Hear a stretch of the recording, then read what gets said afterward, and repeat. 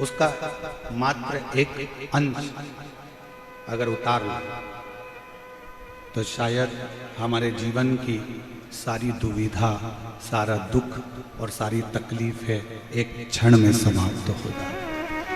एक क्षण। यदि हम भगवान शंकर के विरल भक्ति को मात्र एक क्षण की भी भक्ति अगर हमारे जीवन में उतार लें तो हमारी दुविधाएं, हमारे दुख, हमारी तकलीफें समाप्त हो।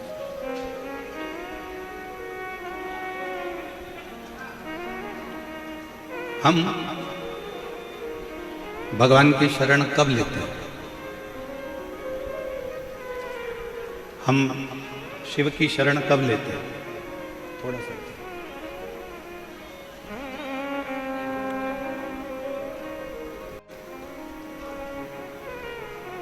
जब हमारे जीवन में बहुत सारा दुख, बहुत सारी तकलीफें, बहुत सारा कष्ट आ जाता है।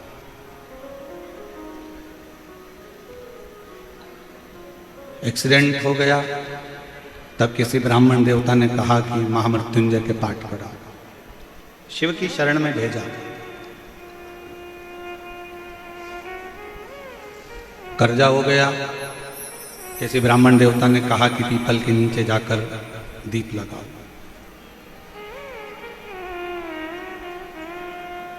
बहुत तकलीफें जब बढ़ गई, बहुत दुख जब बढ़ गया, तब फिर भेजा कि जाकर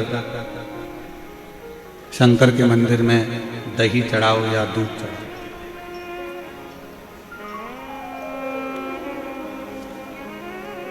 आप लोगों में से कई लोग ऐसे होंगे जिनको कोरोना नहीं हुआ होगा।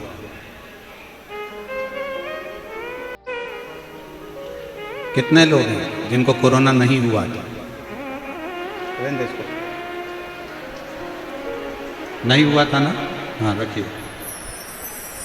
अब एक बात बताओ, आपको कोरोना नहीं हुआ, उसके बाद भी वैक्सीन लगवाया कि नहीं लगवाया? लगवाया ना? क्यों लगवाया? कि मान लो वैक्सीन अगर लगवा लेंगे तो ये कोरोना का असर अपने ऊपर नहीं होगा।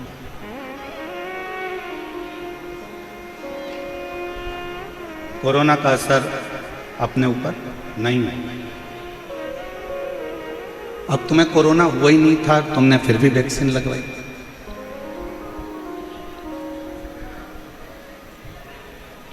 चेचक हुआ नहीं, फिर भी चेचक का टीका लगवाया। पैरालिसिस नहीं हुआ, फिर भी पोलियो की 2 बूंद दवा पी। क्यों? किस लिए? कि अगर हमने आज अगर वैक्सीन लगवा लिया तो हमको आगे चलकर कभी भी अगर कोरोना का लक्षण आता भी है तो हम बच सकते। पोलियो की 2 बूंद इसलिए पी कि कभी जिंदगी में अगर ये लक्षण आता भी है तो पोलियो की दवाई से वो ठीक हो जाए। चेचक का टीका इसलिए लगवाया कि आने वाले समय में कभी कोई तकलीफ हो तो वो बच जाए। उसी तरह कोरोना होने पर वैक्सीन लगवाना ये उत्तमता नहीं, कोरोना होने के पहले वैक्सीन लगवाना जरूरी है। उसी तरह दुख आने से पहले शिव का नाम लेना चालू कर दो तो दुख आना वाला है। कष्ट आएगा ही नहीं, तकलीफें आएगी। हमारी आदत क्या है? जब बहुत नज़दीक में कोई आता है, बहुत नज़दीक में बीमारी बढ़ जाती है, बहुत नज़दीक में तकलीफ आती है, तब हम लोग भागते हैं। और बचपन खेल में खोया, जवानी नींद भर सोया, बुढ़ापा देख कर रोया, सिराने मौत हंसती है। हमारा बचपन चले गया, जवानी चली गई, अधेड़ी चली गई, आया बुढ़ापा, तब हमको उस ईश्वर की याद आ गई।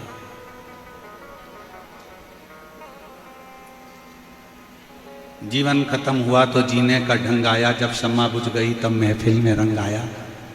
बुढ़ापा आया तब परमात्मा की याद आई, तो परमात्मा ने भी सोचा रोटी ताजी थी जब दे देती गाय को तो गाय भी दुआ देती।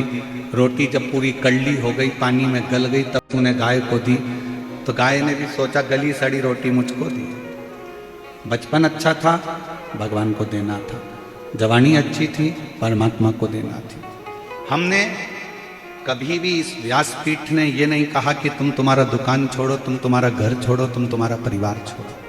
ये व्यासपीठ कभी नहीं कहती, क्योंकि शंकर भगवान कभी अपना घर नहीं छोड़े। तो हम तुमको क्यों कहें कि घर छोड़ कर जाओ? शिवजी ने कभी अपनी पत्नी को नहीं छोड़ा, तो हम तुमको क्यों कहें कि पत्नी को छोड़कर गंगा जी में जाकर बैठ जाओ? शिवजी ने अपने बच्चे नहीं छोड़े, तो हम क्यों आपसे कहेंगे कि अपना बुढ़ापे में अपने बच्चों को छोड़कर कहीं जाकर बैठ जाओ? क्यों कहेंगे?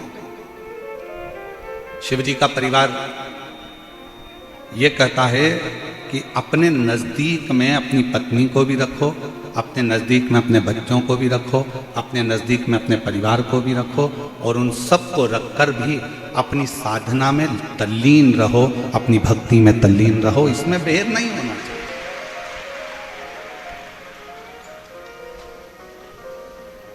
कोई महाराज तुमसे कह दे कि तुम अपना घर छोड़ दो, बिल्कुल मत छोड़ना। कह देना सीवर वाला महाराज मना करा, हम तो हमारा घर नहीं छोड़ेंगे। कोई कहे तुम अपना व्यापार छोड़ दो, बहुत व्यापार करो, तुम्हारे शरीर की कैपेसिटी है उससे दुगना व्यापार करो, भगवान तुमको इतनी कृपा कर दे कि तुम्हें रात दिन कमाने से फुर्सत ही ना मिले। मना नहीं। तुम्हारे शरीर की कैपेसिटी है उससे दुगना तुम व्यापार करो, मना नहीं। अच्छा कमाओ, पर तुम्हारी कमाई के साथ में एक बात का और याद रखना कि वो कमाई का कम से कम 100 रुपए में से 10 रुपए ऐसे कमाना कि वो 10 रुपए आप अपने खुद के ऊपर। हम दान की नहीं कहेंगे कि तुम अपना, कई लोग कहते हैं कि अपनी कमाई का इतना अंश बाहर निकाल कर दान करो, ये करो वो करो। हम तो नहीं कहते कि तुम अपनी कमाई का इतना अंश निकाल के दान करो। हम तो ये कहते तुम्हारी कमाई का इतना अंश निकाल के अपने खुद के ऊपर खर्च करो।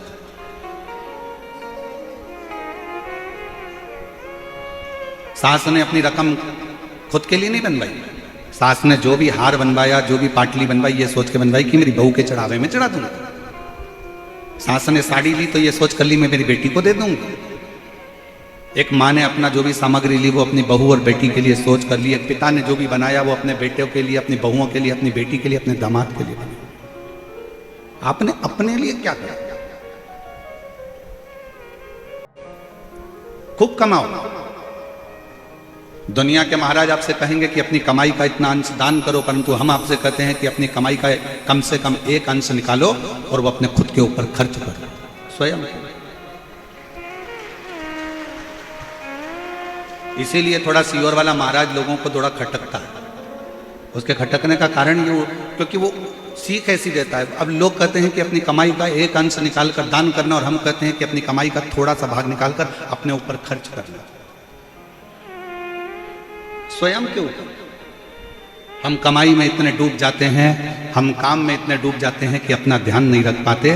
नौकर 12 बजे 1 बजे जाएगा, बिल्कुल घड़ी देखेगा नौकर, बिल्कुल घड़ी, मतलब 1 बज गई सेठ जी मैं तो ये चल। झाड़ू वाली, बर्तन वाली बिल्कुल समय देखकर आती है और समय देखकर जाती है। और दुनिया के तुम ऐसे नौकर हो गए कि तुमको दुकान पर टिफिन रखा है और खाने की फुर्सत नहीं है, कमाने में लगे हुए हो। एक भिखारी भी तुम्हारे दरवाजे से भीख मांगता है ना, तो तुम्हारे सामने दरवाजे पर खड़े होकर ठेले वाले से केले खरीद कर तुम्हारे सामने केला छीलकर भिखारी भी खाता है, क्योंकि उसको भी मालूम है कि मुझे कमाना है तो मुझे शरीर पर ध्यान देना पड़ेगा। एक केवल आप और संसार के मनुष्य ऐसे होते चले जा रहे हैं कि वो अपने शरीर पर ध्यान नहीं दे रहे। कमाना है, कमाना है, कई बुजुर्ग माताएं दिन भर लगी रहती, मेरी बेटी की शादी में मायरा भरना है, मेरी बेटी की शादी करना है, फिर मायरा भरना है, बहू आने वाली है, पोता आने वाला है, पोती आने वाली है, नाती आने वाला है, पंती आने वाला है, सबकी तैयारी कर ली। तूने अपने लिए क्या करा?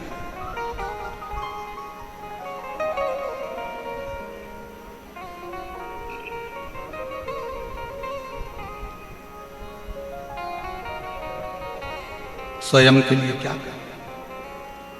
शिव महापुराण की कथा सबसे पहले कहती है अपना परिवार, अपना कुटुंब, अपना घर पहले उसको देखो। और फिर निवेदन करूंगा, अगर दान करना है ना आपको, तो उसके लिए भी शिव महापुराण ने कहा। कहाँ करना दान? पहले अपने घर के अंदर देखो कि अपना घर का कोई व्यक्ति दुखी तो नहीं है। घर का व्यक्ति अगर सुखी है तो फिर अपने परिवार में देखो कोई दुखी तो नहीं है। परिवार में सब सुखी हैं तो फिर अपने पड़ोस में देखो, पड़ोस में कोई दुखी तो नहीं है। पड़ोसी अगर सुखी है तो फिर अपनी कॉलोनी में देखो कोई दुखी तो नहीं है। कॉलोनी में देखने के बाद फिर अपने वार्ड में देखो कोई दुखी तो नहीं है। फिर अपने प्रदेश में देखो, अपने जिले में देखो कोई दुखी तो नहीं। फिर भारत में देखो कोई दुखी तो नहीं है। सबसे पहले अगर अपना कोई दुखी है तो थोड़ा सा सहयोग, अपने कोई रिश्तेदार का बच्चा पढ़ना चाहता है, एजुकेशन लेना चाहता है, और भगवान ने अगर आपको थोड़ा सा धन दिया है और उसके पास अपने बच्चों को पढ़ाने का पैसा नहीं है, तो आप कहीं दान मत करो। सबसे पहले उस पहचान वाले के बच्चे को अच्छी एजुकेशन दिलाओ। उस बच्चे को एजुकेशन दिलाइए। आप कहीं दान नहीं दे सकते। आपका कोई रिश्तेदार बहुत बीमार है, बहुत तकलीफ में है, उसके पास इंजेक्शन का, दवाई का, डॉक्टर को दिखाने का पैसा नहीं है। अपने को अगर भगवान ने दिया है तो थोड़ा सा उसकी औषधि में लगा, थोड़ा सा।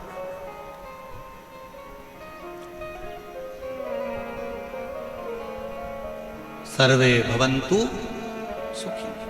थोड़ा कहते हैं लोग किसी और वाला महाराज थोड़ा उल्टा चलता है, ठीक है। दुनिया गाली देती रहेगी, दुनिया अपशब्द कहती रहेगी, और अपनी एक लाइन अपन हमेशा अगर आपको बोलते हैं तो अपने ऊपर भी अमल करते हैं। क्या किसको रोइए और चादर तान के सोइए।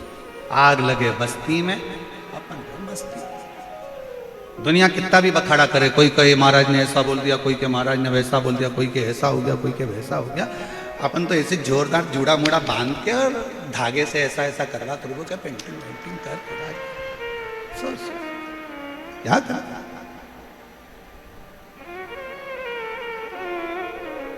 हम तो बाबा के भरोसे चलते हैं, हम तो बाबा के भरोसे चलते हैं।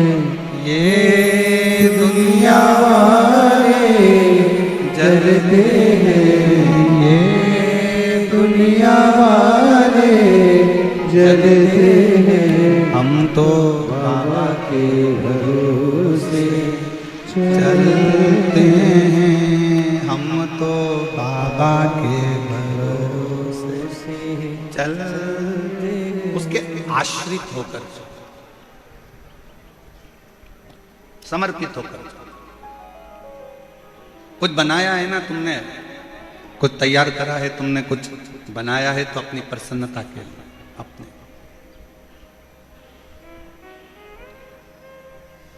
स्वयं।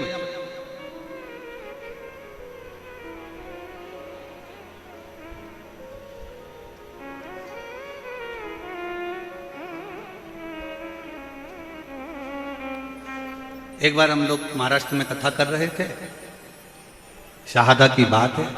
शहादा में कथा चल रही थी, और हम जब शहादा में कथा कर कर जजमान के यहाँ से किसी अन्य जगह पर कहीं जा रहे थे, तो एक व्यक्ति ने कहा, और महाराज मजे में हो?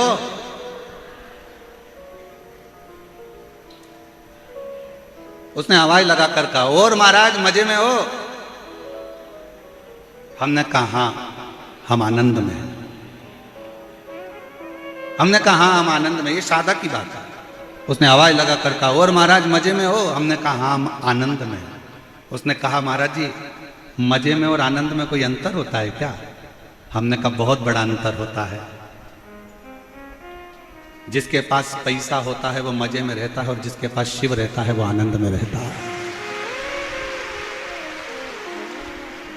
मजे में रहने के लिए धन चाहिए और आनंद में रहने के लिए शिव चाहिए।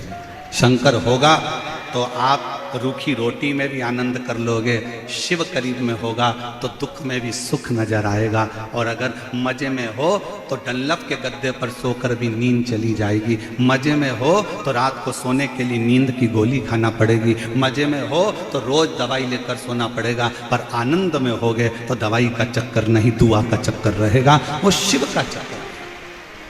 उसने कहा महाराज मजे में हो, हमने कहा हम आनंद में। तो अंतर क्या है दोनों में? मजे में और आनंद में जमीन और आसमान का अंतर है। जिसके पास धन है वो मजे में, और जिसके पास शिव है वो आनंद।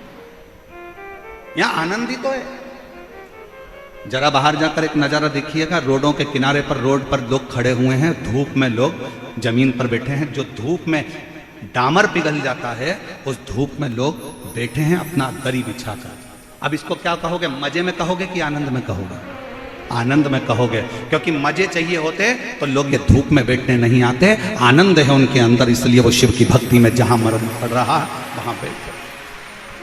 मजे वाला व्यक्ति कभी इतनी भीड़ में नहीं आता है, वो डनलप के गद्दे पर रहता है। मजे वाला व्यक्ति एसी का रूम नहीं छोड़ता है। मजे वाला व्यक्ति अपनी 4 व्हीलर गाड़ी नहीं छोड़ता। मजे वाला व्यक्ति अपना घर और सोफा सेट छोड़कर नहीं आता। जिसके दिल में शंकर आकर बैठ जाता है, जो आनंद में डूबना चाहता है, वही इतनी गर्मी में भरचक भीड़ में पहुंचकर भी आनंद लेता है।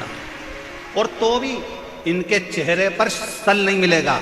ये पेड़ के नीचे भी बैठे हैं तो इनके चेहरे पर सल नहीं है। इनको सीहोर वाला महाराज तो अभी तक दिखा भी नहीं है। इनको सीहोर वाला महाराज तो अभी तक दिखा भी नहीं है, ये अभी तक मिले भी नहीं है। और जहां बैठे हैं तो भी इनके चेहरे पर वही प्रसन्नता मिलेगी जैसे एक प्यासे को कुएं का पानी मिल जाता है तो वो तृप्त हो जाता है, और एक प्यासे शंकर के भक्त को शिव पुराण मिल जाती है तो वो तृप्त हो जाता है। क्या मिलेगा? क्या? शिव को पाना है, आडंबर से दूर हो जाना। शिव को पाना। ब्रह्मा जी ने शिव जी पर शंका कर कर गलती कर दी थी, और केवल ब्रह्मा जी की शंका नहीं थी, शंका बहुत सारों की होती है जो शिव पर करा करते हैं, जो समझते ही नहीं है शंकर को।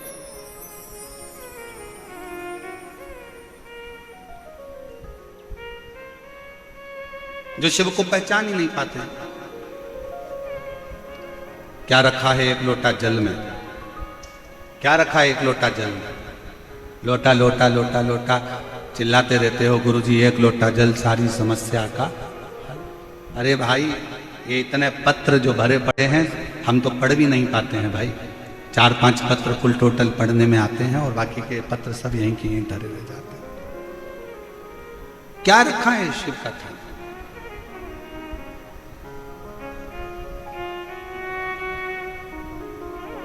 हमसे मत पूछो, राम जी से जाकर पूछो शिव नाम में है क्या।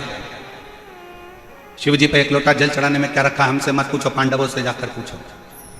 शिव जी को एक लोटा जल चढ़ाने में क्या रखा है? भगवान कृष्ण से जाकर पूछो, जिनकी 16,108 रानियां थी। क्या है एक लोटा जल में? 16,108 रानियां होने पर भी भगवान कृष्ण के घर में संतान नहीं हुई। गर्गाचार्य बाबा जी को बुलाकर पूछा कि औलाद कैसे होगी? कहा एक एक रानी के साथ 11-11 दिन तक शंकर का अभिषेक करो। एक एक रानी के साथ में भगवान कृष्ण ने 11-11 दिन तक शिव जी का अभिषेक करा। शंकर भगवान ने प्रकट होकर वर दे दिया कि तुम्हारी एक एक रानी से 11-11 संतान होगी। 10 छोरा 1 छोरी, 11-11 संतान। 16,108 रानियों से हुई 1,77,186 बच्चे भगवान कृष्ण के जन्म लिए शिव की कृपा से।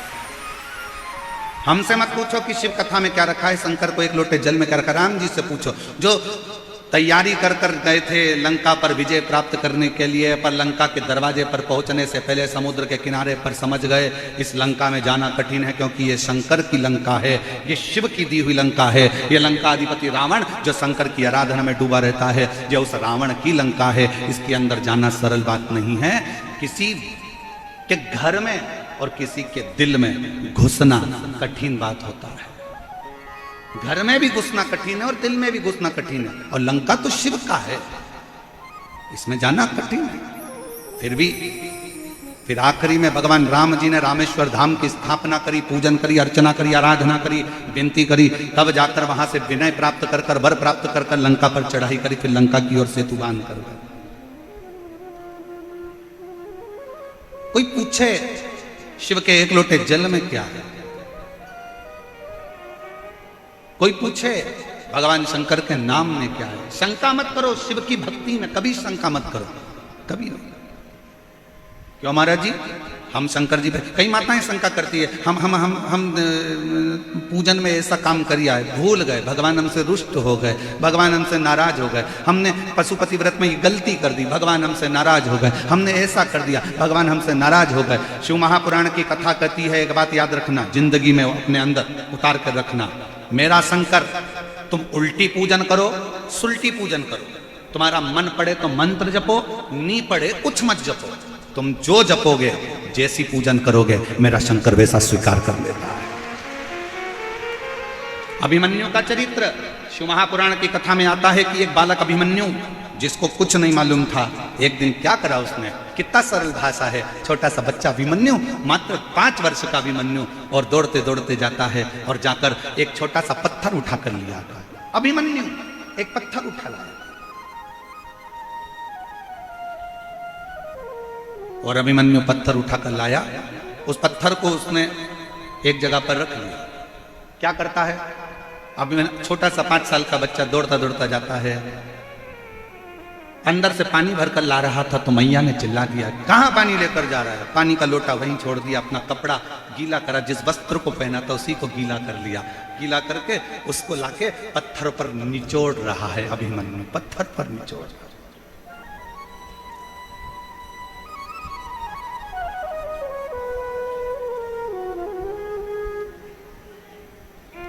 भगवान काय का भूखा है, तुम्हारे वैभव का नहीं, भगवान भाव का भूखा। बोलो मेरी जीजियों और मेरे जीजाओं, आपके घर में छोटे छोटे बच्चे हैं, जम के तो बोलो जरा, और अगर बच्चे बड़े हो गए हों तो उनके छोटेपन का स्मरण करिएगा। आपकी बेटी, आपका छोटा सा बेटा, आपकी छोटी सी बेटी, उसके पास में इतना सा प्लास्टिक का गैस का चूल्हा, इतनी सी उसके पास में भगोनी तवेली, इतना सा उसके पास में चम्मच, इतने इतने से उसके पास में प्लास्टिक के कप, इतना छोटा सा फ्रिज, इतनी छोटी सी कूलर, इतना छोटा सा कुकर। बोलो देखे कि नहीं देखे, जम के तो बोलो जरा सब देखे। बच्चे जब पूरा व्यवस्था जमा कर बैठते हैं, इतने में पापा आ जाते हैं और बेटी दौड़ कर आती है छोटा सा कप लेकर, छोटा सा प्लास्टिक का कप, उसके अंदर कुछ भी नहीं है, और आकर कहती पापा चाय। पापा को मालूम है इसमें चाय नहीं है, पर पापा उससे चाय का कप लेते हैं, गोदी में बिठाते हैं, पीते हैं। कैसी लगी? पापा कहते बहुत बढ़िया, बहुत बढ़िया। और लाऊं, छोटी सी बच्ची 2 चोटी बंदी लहंगा पहनी दौड़ कर गई, फिर लेकर आ गई। पापा केतली में, इतनी सी केतली, उसमें से कूड़ती है, लो। थोड़ी देर बाद मम्मी आ गई, मम्मी मैं तुम्हारे लिए रोटी लाती हूँ, और इतनी सी प्लेट प्लास्टिक की, उसमें लो मम्मी रोटी खाओ। मम्मी रोटी खाती, मम्मी को मालूम इसमें रोटी नहीं है, पर बेटी जब भाव से खिला रही होती है तो वो असली की रोटी भी उसके आगे फीकी पड़ जाती है और भाव की रोटी उसके आगे प्रबल हो जाती है। भगवान ऐसा ही है, माता पिता भाव का भोजन पाते हैं तो उनको खुशी होती है कि मेरी बेटी ने चाय पिलाई, मेरी बेटी ने मुझे खाना खिलाया, मेरी बेटी ने मुझे कुकर में से सब्जी निकाल कर खिलाई। उसी तरह अब अभिमन्यु 5 वर्ष का है, अपना कपड़ा गीला कर कर उस पाषाण पर, उस पत्थर पर जो रखा हुआ है उस पर निचोड़ रहा, निचोड़।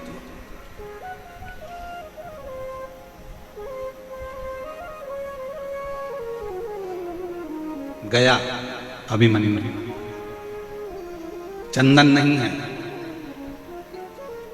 2 पत्थर लिए, एक पत्ती रखी पेड़ की, अब कौन से पेड़ की थी नहीं मालूम, पत्थर, उस पे पत्थर पे दोच दिया, दोच के उसको ऐसा संभल के गीला गीला पिसी हुई पत्ती पत्ती इकट्ठी करके उस पत्थर पर उसने पोत दिया, भगवान को चंदन लगा दिया।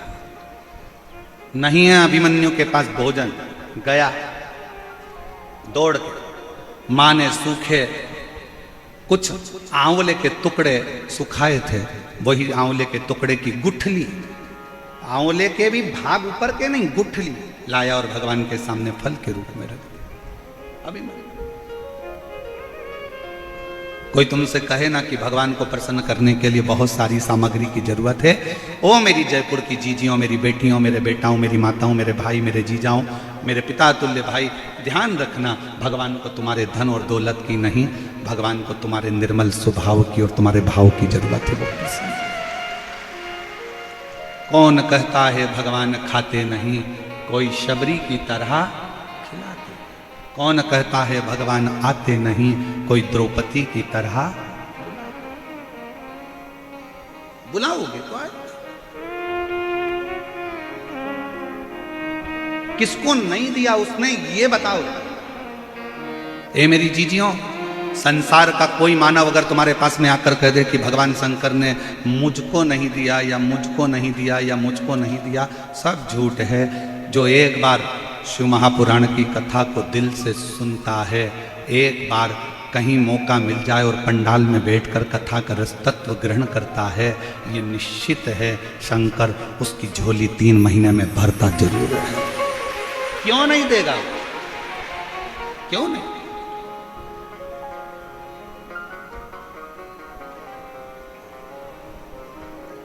अभिमन्यु ने लाया आंवले के अंदर का जो बीजा दुनिया फेंक देती है, वो लाकर अभिमन्यु ने भोग लगा दिया।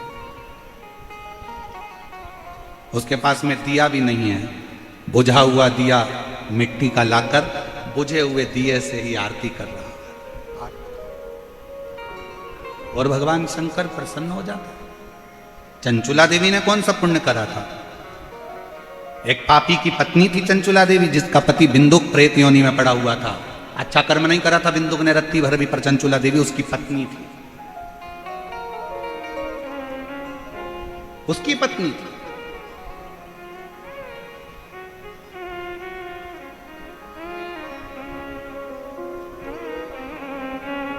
अब किसी ने एक बात पूछी थी, इस कथा में तो नहीं पूछी है, पर पूर्व की कथाओं में, जसपुर वाली कथा में किसी ने पूछा था कि चंचुला देवी अच्छी थी, उसका पति प्रेत योनि में पड़ा बेकार था, वो ब्राह्मण होकर भी उसने बेकार कर्म करा था, पर उसका पति जो लाता था वो चंचुला देवी खाती होगी तो वो भी तो पापी कहलाएगी, पाप कर्म में तो लिप्त हो।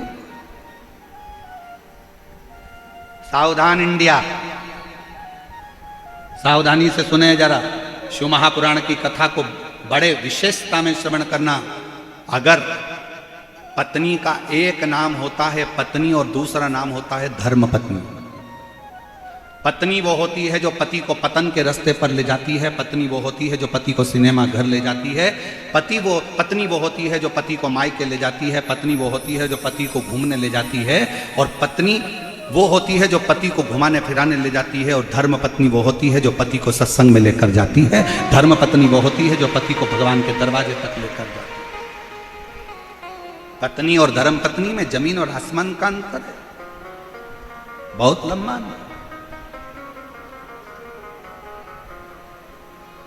अगर तुम्हारे कहने से तुम्हारे घर के पति, तुम्हारे कहने से तुम्हारे घर के बेटे, तुम्हारे कहने से अगर तुम्हारी बहू, तुम्हारे कहने से तुम्हारी बेटी, तुम्हारे कहने से तुम्हारा दामाद, तुम्हारे कहने से तुम्हारे पोता पोती भूल से भी अगर एक बार मंदिर, सत्संग या कथा या भगवान शंकर की मंदिर तक पहुंच जाएं, तो समझ लेना कि उस घर में तुमने सारे तीर्थ कर लिए और सारा तीर्थ का आनंद प्राप्त कर, सब कुछ प्राप्त कर। मन चंगा तो कठोते में गंगा।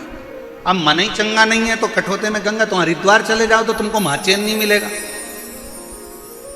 मन चंगा होता, हाथ में तुमने जल लिया था, उसी में गंगा नजर आ जाती। और मन ही चंगा नहीं है तो गए थे हरिद्वार नहाने के लिए, और वहां पर भी नहाने के लिए गए और मालूम पड़े पहुंचने के बाद में वहां पर लोगों ने कपड़े छोड़ दिए, ये छोड़ दिया, वो छोड़ दिया, और तुम वहां पर भी चिड़ कर रहे, कहाँ नहाएंगे, यहाँ कहाँ नहाएंगे, यहाँ आ गए, इतनी भीड़ पड़ रही है, ऐसा पड़ रहा है, वहां भी सुख नहीं है, तो फिर काहे का गंगा नहाने के लिए गए अपना जीवन सुख प्राप्त करने।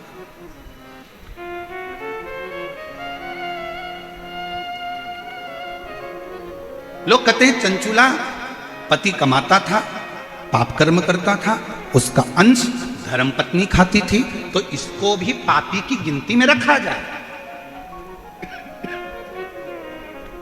बोलो रे भाई, तुम्हारा क्या कहना है?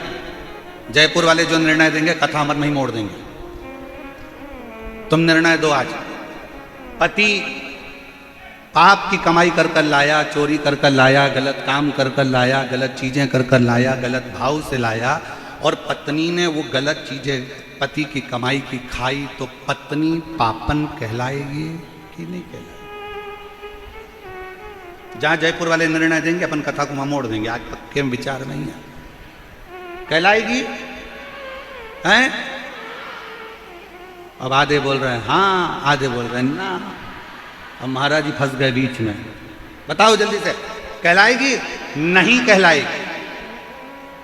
पत्नी उस पाप की हकदार नहीं होगी। क्यों नहीं होगी? उसका एक कारण है, पत्नी कभी अपने पति से नहीं कहती कि तुम चोरी करो। पत्नी कभी अपने पति से नहीं कहती कि तुम किसी के यहाँ डाका डाल कर लाओ। पत्नी कभी अपने पति से नहीं कहती कि तुम बेईमानी कर कर लाओ। पत्नी कभी, पूरे दुनिया की कोई पत्नी अपने पति से नहीं कहती। हाँ, कोई पर नारी के चक्कर में अगर पति पड़ा है तो वो पर नारी जरूर कहेगी तुम डाका डाल के लाओ चाहे चोरी करके लाओ, पर मुझे लाकर सोने के हार दो, मुझे लाकर मोबाइल दो, मुझे लाकर कुछ भी दो। तुम डाका डालो चाहे कुछ भी करो चाहे चोरी करो, पर मुझे लाकर दो। ये पर नारी कहेगी।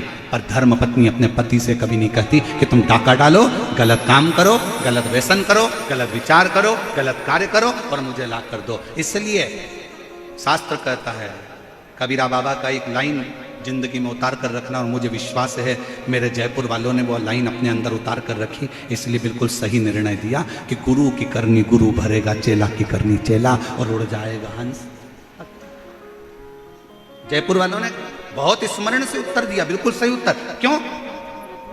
दुकान पर बैठकर झूठ तुमने बोला, छल तुमने करा, बेईमानी तुमने करी, कपट तुमने करा, जो कुछ करना था दुकान पर बैठकर तुमने करा, ऑफिस में तुमने करा, तुमने ऑफिस में बैठकर झूठ बोला, कपट करा, बेईमानी करी, छल करा, दुकान पर बैठकर, फैक्ट्री में बैठकर तुमने करा।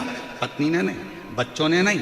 तुम पत्नी को ब्याह कर कर लाए हो तो पत्नी का पेट भरने की जवाबदारी ना ससुर की होती है ना सास की होती है। पत्नी का पेट भरने की जवाबदारी ना ननद की होती है ना नंदोई की होती है। पत्नी का पेट भरने की जवाबदारी ना देवर की होती है ना देवरानी की होती है। पत्नी के पेट भरने की जवाबदारी ना जेठ की होती है ना जेठानी की होती है। पत्नी के पेट भरने की जवाबदारी केवल पति की होती है, पति की होती है। तुम किसी पर आश्रित होकर लेकर नहीं आए, तुम्हारी जवाबदारी। तुम्हारे बल पर में आई, किसी दूसरे के बल पर नहीं। तो पेट भरने की जवाबदारी किसकी है? पति। बच्चे हुए हैं तो उनका भरण पोषण करने की जवाबदारी किसकी है? जम के बोलो, पति की।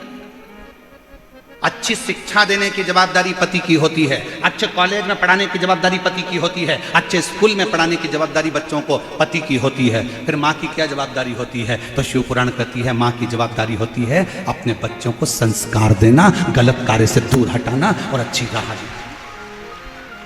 ये माँ की जवाबदारी है,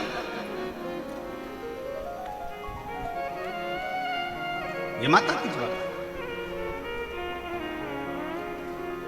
चंचूला को पाप नहीं लगेगा। पत्नी ने कभी नहीं कहा कि तुम चोरी कर कर लेकर आओ। गुरु की करनी गुरु भरेगा, चेला की करनी चेला। तुमने झूठ बोला, तुमने बेईमानी करी, तुमने प्रपंच करा, तो ऊपर भी कर्म का भोग तुम्हें ही भोगना। बल्कि धर्म पत्नी तो इतना अच्छा काम करती है, तेरी कमाई में से थोड़ा सा धन निकाल कर कहीं दान कर देती है तो तेरी कमाई शुद्ध हो जाती है और खुद भी परम धाम जाती है और तुझे भी लेकर जाती है। वो धर्म पत्नी होती है। गलत नहीं कर रहे। और मत बुरे कर्म कर बंदे वरना पछताएगा, भगवान की आंखों से तू बच नहीं पाएगा, तू बच नहीं पाएगा। अरे ओ अज्ञानी मत कर नादानी, अरे ओ अज्ञानी मत कर नादानी।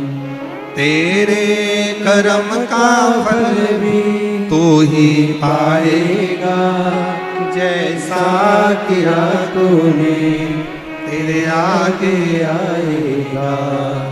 मत बुरे कर्म कर बंदे वरना पछताएगा, भगवान की आंखों से तू बच नहीं पाएगा, तू बच नहीं पाएगा। अरे ओ अज्ञानी मत कर नादानी। अपने कर्म अपने को भोगना। अपने तुम्हारे कमाई के हिस्सेदार बहुत सारे होंगे पर तुम्हारे कर्म के हिस्सेदार कोई नहीं।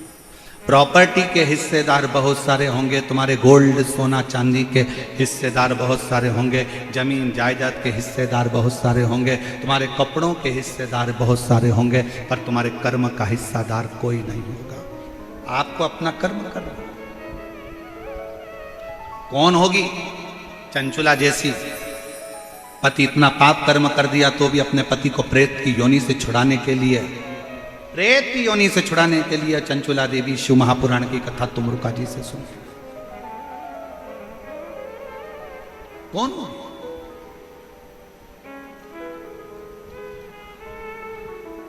पति कहता है मेरी पत्नी मुझसे प्यार नहीं करती, मेरी पत्नी मुझसे प्रेम नहीं करती। प्रेम नहीं करती तो चतुर्थी का व्रत नहीं करती, खाना खा के निपटा देती। चतुर्थी व्रत करा, करवा चौथ का व्रत करा। बच्चों से प्रेम नहीं करती तो संतान सप्तमी का व्रत ना करती। एक नारी का पूरा जीवन खुद के लिए कुछ भी नहीं है। व्रत करे तो पति के लिए, बच्चों के लिए, सोमवार मंगल बुध गुरु शुक्र शनि जो करती है बच्चों के लिए। शरीर में बीमारी होने के बाद भी खड़ी होकर प्लेटफॉर्म पर भोजन बनाती रहती है, रसोई घर में बुखार है तो भी बच्चों का टिफिन बनाना पड़ेगा। सवेरे बच्चे भूखे चले जाएंगे, पति ऑफिस क्या लेकर जाएगा? बेचारी अपने लिए क्या जीती है, क्या जीती? और उसके बाद भी उसकी जिंदगी में क्या प्राप्त होता है? केवल ताने, अपशब्द, अपशब्द। चंचुला देवी से तुमरुका जी ने कहा था, सुन चंचुला, तेरा पति प्रेत योनि में पड़ा है, उसको पड़े रहने दे, क्योंकि उसने बेकार कर्म करा है। उसको क्यों मुक्त कराना चाहती है? जो तेरा ध्यान नहीं दिया, पर स्त्री में लगा लिया, एक वेश्या का संग पकड़ लिया, रानी का हार चुरा कर लिया आया, और रानी का हार भी ले जाकर देने लगा तो उस वेश्या को देने लगा। तेरे घर का जितना धन था वो वेश्या को ले जाकर दे दिया, वेश्या के बच्चों को पालता रहा और खुद के बच्चों को नहीं पाला। तू ऐसे पति के लिए शिवपुराण की कथा सुन रही है? ऐसे पति के लिए? चंचुला, तेरी बुद्धि मारी गई है, तेरा विवेक कहां चले गया चंचुला? चंचुला कहती है, वो फिर वो एक लाइन याद कर लो, वो ऐसी टेढ़ी चोटी वाली बाई की।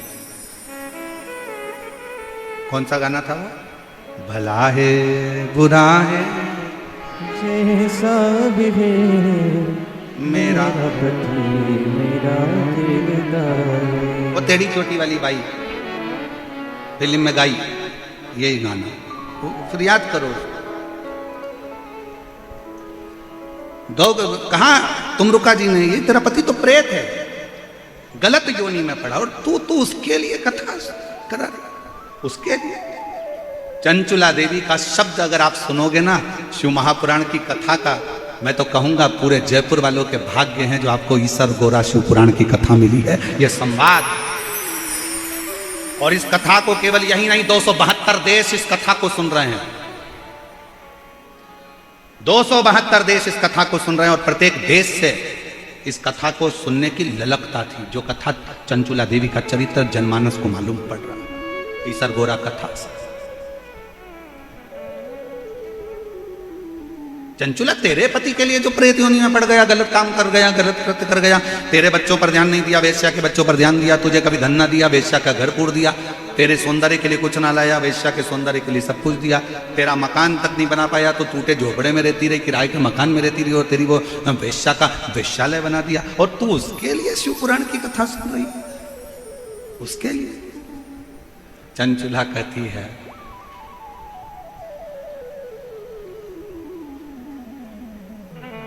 जिसके साथ मेरे 7 फेरे डले हैं, मैं उसके एक जन्म अगर उसका बिगड़ गया तो उसके 6 जन्म बिगड़ने नहीं दूंगी। तब तो मैं नारी हूं, तब तो मैं स्त्री। 7 जन्म के लिए 7 फेरे डले हैं विवाह के।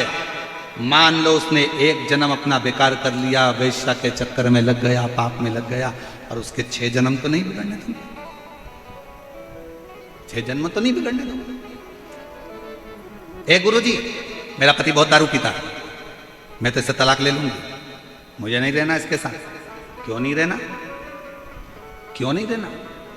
रहो, तुम्हारे अंदर के तेज पुंज को प्रकट करो, और भगवान शंकर की ऐसी भक्ति धारण करो कि धीरे धीरे तुम्हारा पति वो दारू के नशे से दूर हो जाए। हर चीज का जवाब तलाक नहीं होता कि 2 मिनट में तलाक ले लिया और कहने वालों ने बस तलाक तलाक बोल दो तलाक हो। ना ना ना ना, रहो उसके साथ। और मालूम पड़े तलाक ले भी लिया और दूसरी जगह फिर हम ब्याह की तैयारी करने लगे और अभी तो मालूम पड़े था कि बेहरू मिला था और आने वाले समय में और सिंदूर चढ़ा बेहरू मिल गया तो क्या करोगे? इसलिए जैसा मिला है फिर वही वाली बात आ गई। चलो गाओ। बुरा है, आवाज ही नहीं आ रही तुम लोगों की, जरा बोलो तो। भलाए जय मेरा पति मेरा दिलदार। बहुत जोरदार गाते हो आप लोग, एक बात तो नजर उतार लेना घर जाके, बहुत जोरदार। अच्छा है, स्मरण होना चाहिए आप लोगों को, ये चित्तवृत्ति में होना चाहिए। उसका एक जन्म बिगड़ गया पर 6 जन्म उसके नहीं बिगड़ने दूंगी, तो धर्म पत्नी है। और अगर सोचे कि मेरी जिंदगी बेकार हो गई, मेरा जीवन बेकार हो गया, तो 6 जन्म कैसे निकालोगे? कैसे? यहां तो जन्म की बात है साहब, जन्म।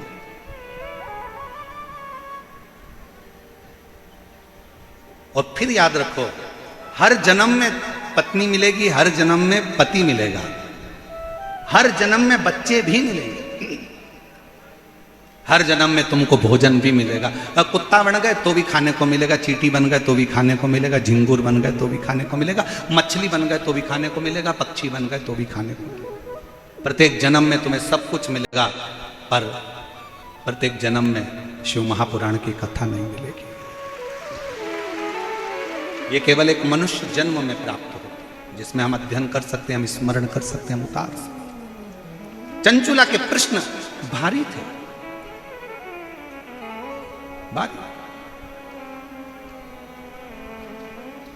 शिव कथा कर रही है, भगवान शंकर का संवाद कर रहा है।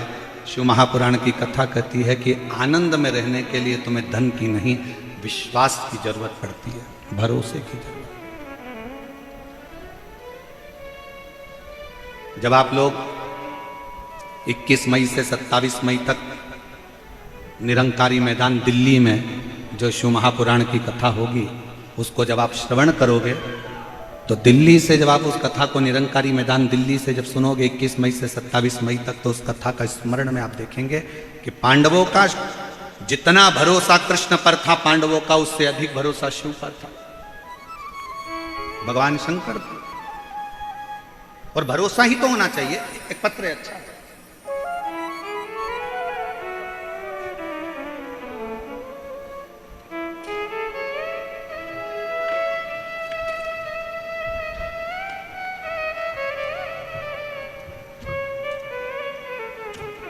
इसमें भी ईश्वर गोरा जी लगा के भेजे हैं, पत्र में भी है। आनंद कंवर, पता है सोडाला, रामनगर वेद विला, डी कॉलोनी, जयपुर। मेरा मोबाइल नंबर ये है।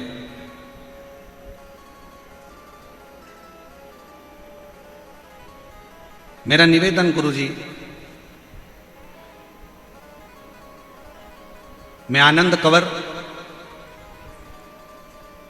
गले में गठान हो गई थी, जिस गठान को डॉक्टर ने गलत कहना चालू करा था। हम लोग बहुत परेशान हो गए। तब हमारे पड़ोस में रहने वाली आंटी जी मंजू कंवर, जिन्होंने अचानक से घर आकर यह उपाय बताया कि मंजू कंवर जी, महाकाल में सीहोर में एक बार जाओ, वहां रुद्राक्ष लेकर आओ, बाबा से कंकर शंकर पूजन कर कर आओ, डॉक्टर ऑपरेशन का बोल रहा है, एक बार शिव पर भरोसा कर कर दे। हम लोग गए, कंकर शंकर पूजन कर कर वहां का रुद्राक्ष लाए, शिव जी के मंदिर जाना चालू करा, लोटा भरकर जल चढ़ाना प्रारंभ करा। गुरुजी, आज मैं बाबा को धन्यवाद देने आई हूँ। डॉक्टर ने तो गले में जो गठान हुई थी उसका ऑपरेशन का बोला था, पर मेरे बाबा ने, पत्र को आप लोग एलईडी पर पढ़ सकते हैं, मेरे बाबा ने 15 दिन के भीतर गांठ व दर्द को समाप्त कर दिया और गठान भी पूरी मेरी 15 दिन के अंदर समाप्त। 15 दिन के गठान। कहीं बैठे हो तो एक बेलपत्र लेने के लिए आ सकते। शिव भक्ति किसको कहते हैं? भगवान शंकर का एक पत्र है, अच्छा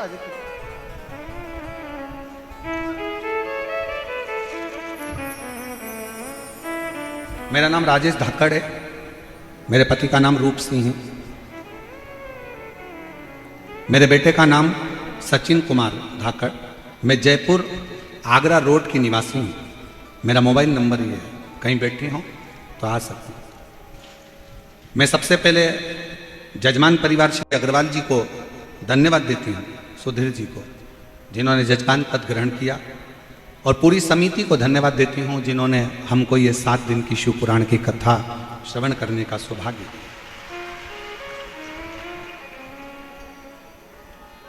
जयपुर के अंदर कुबेर भंडारी की कृपा से ये कथा का लाभ मिल रहा है। गुरुदेव, मेरा बेटा सचिन 6 साल से नीट की तैयारी कर रहा था, पर 6 साल से नीट की तैयारी करता पर उसका सिलेक्शन नहीं हो पा रहा, जिसकी वजह से मेरा बेटा पूर्ण तरह से हार चुका, धीरे धीरे डिप्रेशन की ओर जाना चाहता है। मैंने अपने बेटे से, एक माँ से अपने बच्चे का दर्द नहीं देखा जाता। मैंने अपने बच्चे से कहा कि क्यों चिंता करता है, एक बार शिव महापुराण की कथा सुनना प्रारंभ कर। बच्चे को जब डिप्रेशन की ओर देखा तो बच्चे को कथा में लगाया, उसका मन लगा, डिप्रेशन से बाहर निकला। उसने कहा मम्मी मैं पशुपतिनाथ का व्रत कर लूं? मैंने कहा बिल्कुल कर। पर वो सियोर वाला महाराज कहता है कि जो पशुपति व्रत करता है प्रसाद भी उसी को बनाना पड़ता है, तुझे तैयार करना पड़ेगा। मैं करूंगा। बच्चे ने पशुपति व्रत करे, प्रसाद बनाकर जाना। मेरे बेटे ने आपकी एक बात को स्वीकार कर लिया कि अपनी पढ़ाई को 4 गुना कर दो, अपनी विद्या अध्ययन को 4 गुना करो, जो शिक्षा ग्रहण कर रहे हो कोचिंग 4 गुना करो, मेहनत 4 गुना करो, रात दिन एक करो और फिर एग्जाम देने के लिए जाओ। 2024 में मेरा बाबा ऐसी कृपा कर दिया गुरुदेव कि मेरे शंकर की कृपा से बेटे ने पूरी पढ़ाई कर कर बेलपत्री पर शहद लगाकर चढ़ाई, और बाबा की कृपा से मेरे बेटे का नीट की परीक्षा क्लियर हो गई। मैं बाबा को धन्यवाद देने के लिए आई हूँ। अब मेरा बेटा MBBS कर रहा है छत्तीसगढ़ से। मैं मेरे बाबा को यहाँ प्रणाम करने के लिए आई हूँ। एक पत्र और अच्छा है, देखिए। सुनील कुमार शर्मा, निवासी जयपुर। मैंने 2020 से शिव महापुराण की कथा प्रारंभ करी है सुनना, आराधना। गुरुजी, मेरा बेटा सॉफ्टवेयर इंजीनियर है। मैं चाहती थी कि मेरे बेटे की सरकारी नौकरी लगे, पर मेरा बेटा नौकरी की तैयारी कर कर कर हार गया, नौकरी नहीं लगी। आखिरी में उसने विचार करा कि मम्मी मैं प्राइवेट कोई जॉब ढूंढ लेता हूं। तब मैंने मेरे बच्चों से कहा कि तुम चिंता मत कर, तू एक बार पशुपतिनाथ का व्रत कर। वो सियोर वाला महाराज कहता है कि मेहनत कर कर शहद लगाकर बेलपत्र अर्पित कर, परीक्षा दे, बाबा कुछ ना कुछ फल जरूर देगा। 5 पंडाल के अंदर कथा बैठकर सुन। मेरे बेटे ने पढ़ाई भी करी, 5 पंडाल के अंदर जाकर कथा सुनी, और बाबा की कृपा से आज मेरा बेटा सरकारी जॉब में लग गया। मैं बाबा को यहां पर धन्यवाद देने के लिए आई हूं। मैं बाबा को यहां प्रणाम करने के लिए आई। गुरुदेव,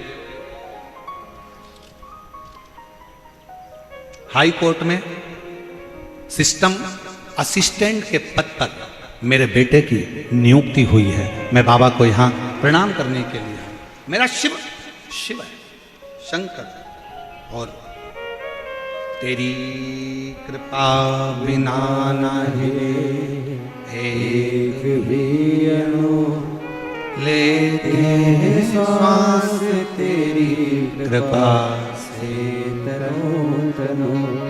बखान क्या करूं मैं आंखों के ढेर का, चपटी बहुत में है खजाना कुबेर का। हे गंगाधार मुक्ति द्वार ओमकार तू, भोले ओमकार तू। आयो शरण तिहारी शंभु कार तार तू। बखान क्या करूं मैं राखों के ढेर का, चपटी बहुत में है खजाना कुबेर का।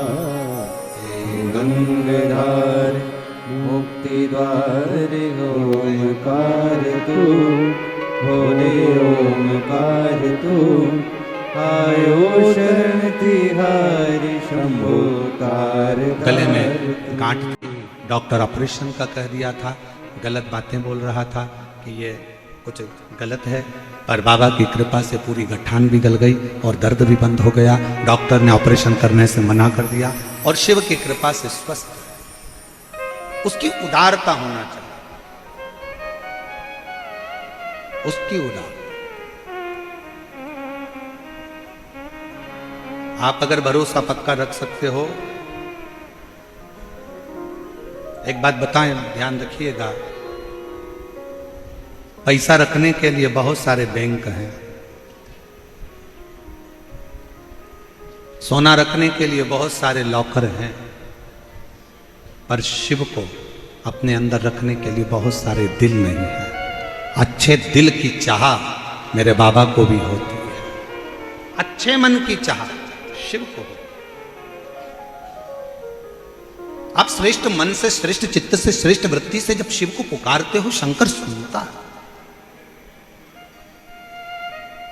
कल एक बहन जी कह रही थी, गुरुजी आप कहते हो कि पंडाल बैठ कथा सुनो, कथा सुनो, कथा सुनो, पंडाल में तो जगह रहती नहीं है। हमने कहा बाहर भी तो बैठ जाते हो, बाहर ना सुनो तो टीवी पर सुनो, आस्था चैनल पर आती है उसमें सुनो, मोबाइल पर आती है उस पर सुनो, दिल तो लगा। कई लोग ऐसे बैठे हैं जिनको केदारनाथ जाना है, बोलो सही है कि गलत है? बहुत सारे ऐसे बैठे हैं, मेरे को अमरनाथ जाना है, मेरे को केदारनाथ जाना है, मेरे को अमरनाथ जाना है, मेरे को केदारनाथ जाना है। अरे बड़े हॉस्पिटल में जाने से पहले प्राथमिक उपचार केंद्र तो जाओ।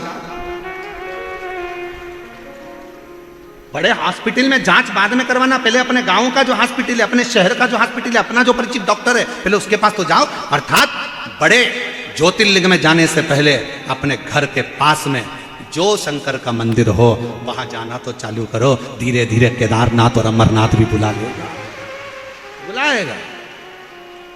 अब तुम जाओ तो हो नहीं, और मन में तैयारी करके हम 4 दोस्त, मम्मी ओ मम्मी ओ मम्मी 2000 दे।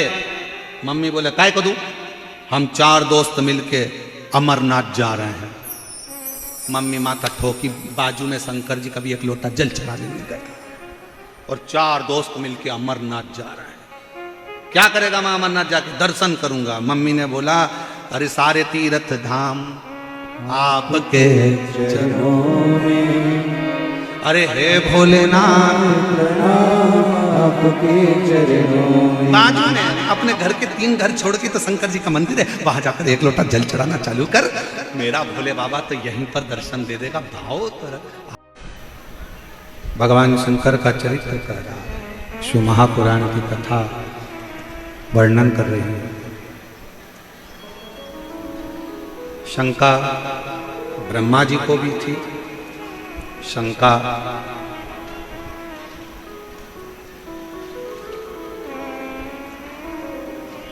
मां सती को भी।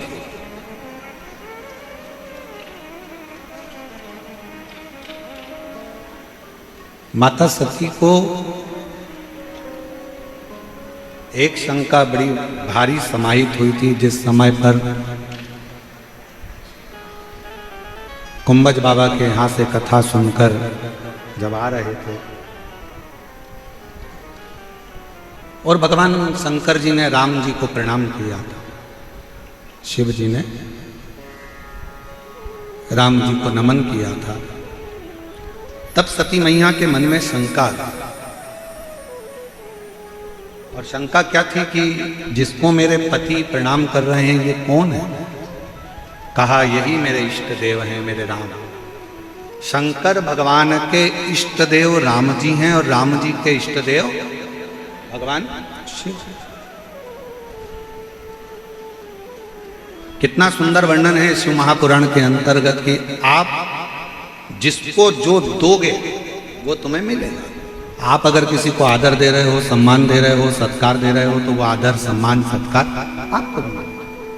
एक ग्वाले की कथा आती है कि एक ग्वाला दूध से मक्खन बनाता था और माखन का गोला बनाकर हलवाई के यहां पर देकर आता था। हलवाई माखन के गोले के बराबर में जो सामान उसको चाहिए रहता था वो उसको दे देता था। अब वो जो ग्वाला था वो अपने घर शक्कर लेकर जाता, जितना माखन मिलता उसको तोल के शक्कर दे देता।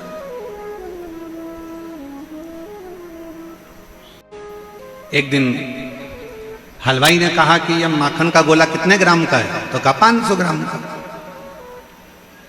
कि हो ही नहीं सकता, इसको तो मैंने अभी हाल तोला, ये 500 ग्राम का है ही नहीं, इसमें 100 ग्राम कम है, ये तो 400 ग्राम का है।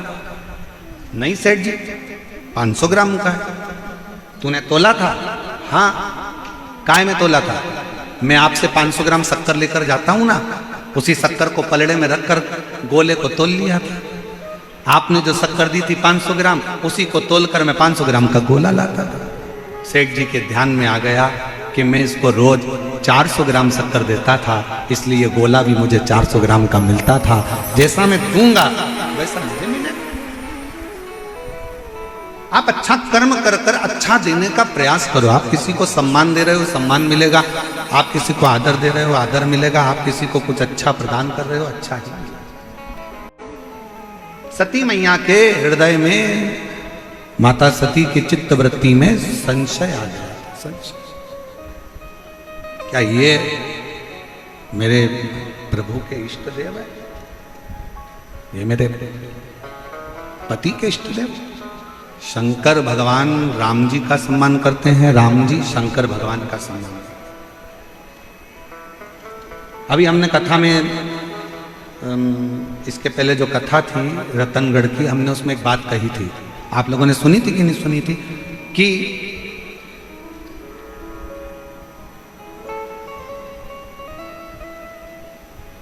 तुम्हें कितना भी गुस्सा आए, पति को कितना भी क्रोध आए, पुरुष को कितना भी चिड़चिड़पन आए, निवेदन है सारा क्रोध, सारा गुस्सा बाहर छोड़कर आओ, घर के अंदर लेकर मत।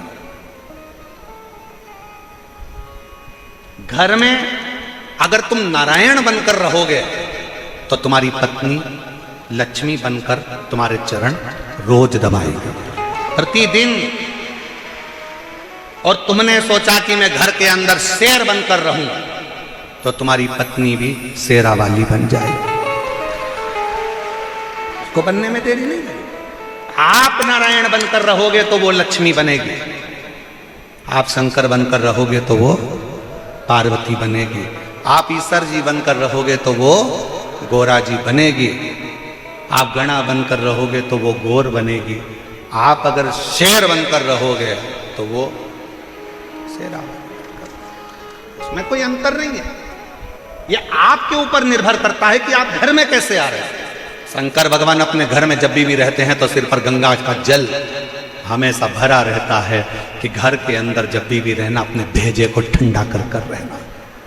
और उल्टा है, लोग बाहर ठंडा कर कर रहते हैं और घर में आकर गुस्सा दिखाते हैं। बाहर तो ऐसे रहेंगे, लोग तारीफ करते हैं, तुम्हारे पति इतने बढ़िया हैं, तुम्हारी पत्नी इतनी जोरदार है, इतनी अच्छा नेचर है, इतना अच्छा नेचर है, एकदम गुड नेचर, एकदम गुड नेचर। पत्नी सिर पे पल्लू लेके सुनती रहती, good nature, good nature, good nature, good nature. और पत्नी कभी कभी कह भी देती है, क्यों तुम बाहर तो बहुत अच्छे रहते हो और घर में आते से, कमरे में आते से चिड़ चिड़ चिड़ चिड़ चिड़ चिड़ चिड़ चिड़, ये कहाँ की बात है? और तुम ज्यादा चिड़चिड़ करते हो तो फिर जगत जननी जगदम्बा तेरे भक्त जनों पर माता, अरे भीड़ पड़ गई भारी और दानव दल पर टूट पड़ी माँ, करके सिंह सवारी, घर घर शेरा वाली। फिर वो टूट पड़े तो बता, तुम नारायण बनो वो लक्ष्मी बनेगी, तुम ईश्वर जी बनो वो गोरा जी बनेगी, तुम गणा बनो वो गोर बनेगी, तुम शंकर बनो वो पार्वती बनेगी, तुम ब्रह्मा बने तो वो ब्रह्माणी बनेगी, और तुम शेर बने तो वो। इसलिए थोड़ा सावधान होइए और बड़े स्मरण में अपने चित्त वृत्ति में धारण। अच्छा रहो, मना नहीं। श्रेष्ठता के साथ में अपनी जिंदगी को श्रेष्ठता के साथ जिए, श्रेष्ठता के साथ अपने जीवन को जीने का प्रयास करें। श्रेष्ठता।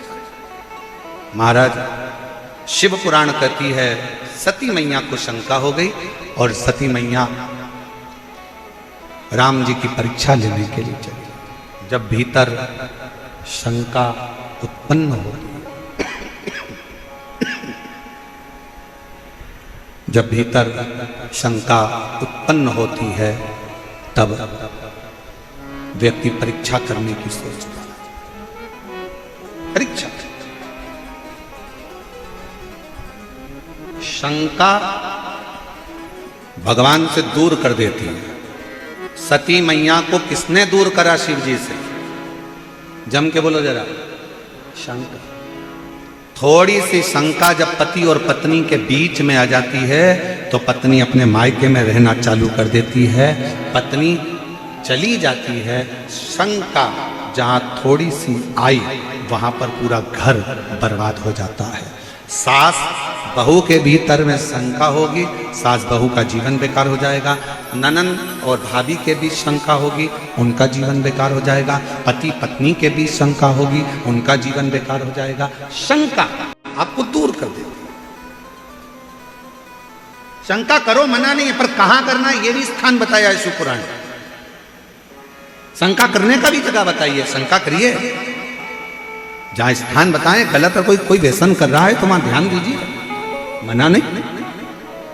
पर जहां श्रेष्ठता हो, जहां आनंदता हो, जहां आप अपने अलमस्त जीवन को जी रहे हो, जहां आप अपने जिंदगी की आनंदमय शुरुआत कर रहे हो और वहां बीच में शंका को लेकर आ जाओगे तो अपने जीवन को तुम जी नहीं सकते। आखिरी में हुआ क्या? मां सती ने भगवान शंकर पर शंका करी और सती और शिव जी एक दूसरे से दूर हो गए। दक्ष प्रजापति के यज्ञ की कुंड में, यज्ञ की अग्नि की साक्षी में सती माता जलकर बस सती मां जल गई। शिव को दुख हुआ, भगवान शंकर को बड़ा दुख हुआ कि मेरी धर्मपत्नी सती और यज्ञ की अग्नि। अगर कोई अच्छा कार्य हो रहा हो, कोई सत्कर्म हो रहा हो, कोई भगवान का भजन हो रहा हो, कोई अच्छा कार्य हो रहा हो, तो प्रयास करो कि उसमें थोड़ा सा सहयोग कर सकते हो, थोड़ा सा।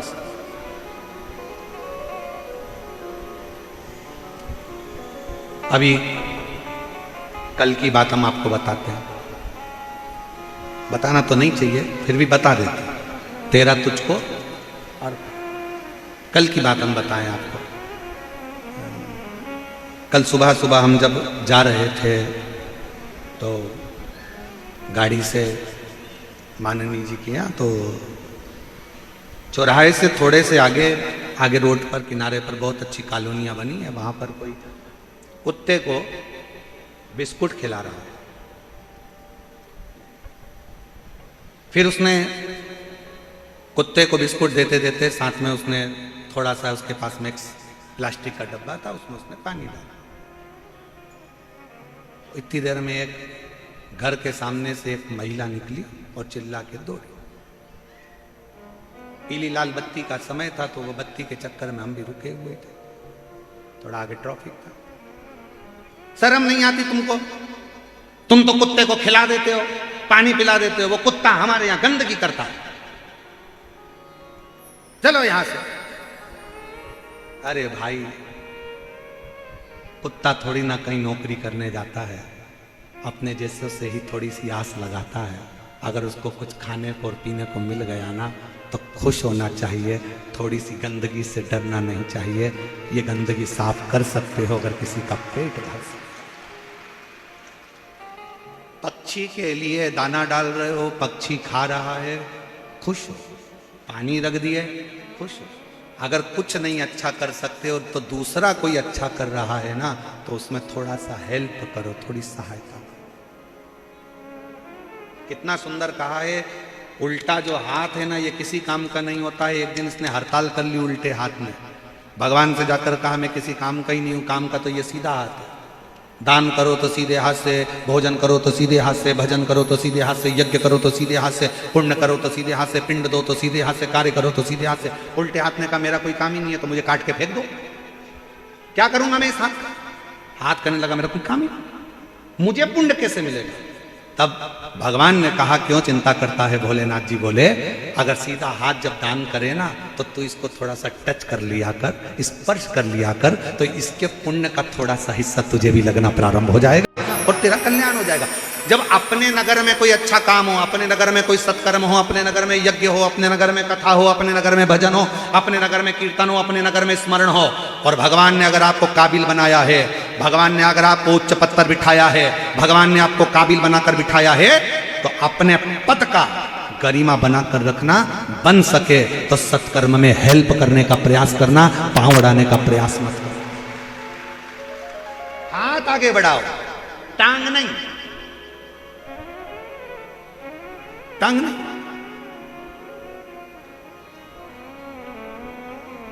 थोड़ा हेल्प करना।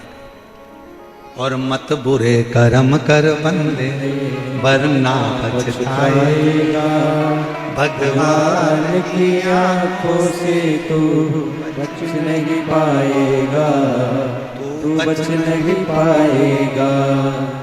महाराज थोड़ा सा अपनी वाणी पर भी संयम रखो, थोड़ा सा अपने पद पर भी संयम रखो, थोड़ी अपनी प्रतिष्ठा पर भी संयम रखो, थोड़े अपने अहम पर भी संयम रखो, थोड़ी अभी अपनी अभिमतता पर भी संयम। बहुत ध्यान देना, जब कुर्सी नहीं रहती है, पद नहीं रहता है, जब उतर जाते हैं, रिटायरमेंट हो जाता है, तब अपनी ही औलाद, जो तुमने कुर्सी पर बैठकर खूब हरकत करी है, अपनी औलाद अपने से बदला लेती छाट छाट कर। सावधान, व्यापार करने बैठो तो सावधानी से करो, किसी का दिल ना दुखे। नौकरी करो तो अपने कर्म पर जागरूकता के साथ करिए, किसी का दिल ना दुखे। बाद में जवाब परमात्मा निकाल देता। बहुत सावधान, बहुत सावधान। कुछ अच्छा करते चलो, अच्छा। आप भले कितने भी अच्छे व्यापारी हो, आप कितने भी अच्छे फैक्ट्री के मालिक हो, चाहे आप कितने भी अच्छे पद अधिकारी हो, उसके घर में तुम्हारी डिग्री नहीं चलेगी। यहाँ डॉक्टर की डिग्री, यहाँ इंजीनियर की डिग्री, यहाँ सीए की डिग्री, यहाँ कलेक्टर की डिग्री, यहाँ तुम्हारे अधिकारी की डिग्री, सब यहीं चलेगी। उसके यहाँ वो डिग्री नहीं चलेगी। उसके यहाँ तो एक ही डिग्री चलती है कि तूने पुण्य कितना करा है, तूने सत्कर्म कितना करा है, कितनों की आंख के आंसू को पोंछा है तूने कितना अच्छा कर्म करा है। वो ये भी नहीं पूछेगा कि तूने नीचे जाकर क्या करा, तूने क्या नहीं करा, उससे कोई मतलब नहीं। वो तो कहेगा तूने भगवत भजन के साथ मत करता, राम नाम नहीं लेता भगवान का नाम, पर किसी आंख के आंसू तो पोंछता, किसी को प्यासे को पानी तो पिलाता, किसी को भूखे को भोजन तो कराता। कर्म अच्छा करता। और जिसने अपनी जिंदगी में कर्म अच्छा करा, ये इतने पत्र कह रहे हैं कि उसके ऑपरेशन की भी जरूरत नहीं पड़ी और मालूम पड़ा कि उसकी गठाने गलती चली गई, उसका कैंसर जैसा हो। कर्म अच्छा कर। शिव कथा कर रही है, सती मैया ने गलती कर, शंका कर। जहां शंका है वहां पति पत्नी में दूरी होगी। पत्नी ने अगर पति पर शंका करी तो पत्नी पति से दूर होती चली जाएगी, और पति ने अगर पत्नी से शंका करी तो वो दोनों दूर हो जाएंगे। शंकर पार्वती के, शिव और सती के बीच में शंका सबसे मूल थी। सती मैया ने शंका कर ली थी भगवान शंकर पर, वो शंका ही विनाश का कारण बन गई। यज्ञ की अग्नि में जलकर भस्म हो गई। शिव जी को दुख हुआ, तुम इतनी दक्ष प्रजापति की बेटी होकर तुमने गलती कर दी। यज्ञ चल रहा था, यज्ञ में कूद के मर गई। अगर मरना ही था तो कहीं दूसरी जगह जाकर प्राण छोड़ दी। अगर मरना ही था तो यज्ञ के कुंड में क्यों कूदी? सती, तूने गलती करी है। जब धार्मिक कोई आयोजन हो रहा हो तो उसमें कभी अड़चन उत्पन्न मत कर। सती, तू मेरी पत्नी होकर तूने यज्ञ के कुंड में कूदकर प्राण त्यागे हैं। मैं तुझे श्राप देता हूं सती कि तुझे कोयल का जन्म लेना पड़ेगा। तुझे कोयल का जन्म लेना पड़ेगा। सती रोने लगी, मैं कोयल के जन्म से कब छूटूंगी? तो कहा, जब 2 आषाढ़ पड़ेंगे, अधिक का 2 आषाढ़ जब पड़ता है उसको कोकिला व्रत कहते हैं। उस कोकिला व्रत में तू कोयल बनकर मेरी आराधना करेगी, व्रत रखेगी, तब उस समय पर तू कोयल की योनि से छूट जाएगी और फिर तू हिमालय राज के घर में पार्वती के नाम से जन्म ले लेगी। यज्ञ में सती माता कूद कर मरी तो सती को भी भोगना पड़ा। जो जैसा कर्म करोगे वैसा भोगोगे। कर्म अच्छा करा, अच्छा भोग। क्यों नहीं मिलेगा कर्म का फल? कितना सुंदर व्याख्यान है भगवान कृष्ण की पटरानी माता रुक्मणी, एक ब्राह्मण के घर की संतान थी। पूर्व में रुक्मणी जी जब जन्मी थी, अब तो राजा भीष्मक की संतान थी। इससे पहले जो रुक्मणी जी का जन्म हुआ पद्म पुराण की कथा कहती है कि पद्म पुराण में वर्णन आता है कि रुक्मणी जी पूर्व में एक ब्राह्मण के घर में एक ब्राह्मणी के गर्भ से रुक्मणी का जन्म हुआ था पूर्व में। बाद में तो वो राजा भीष्मक की बेटी रुक्मणी कहलाई। इससे पहले वो ब्राह्मण के घर में जन्मी थी, ब्राह्मणी ब्राह्मण।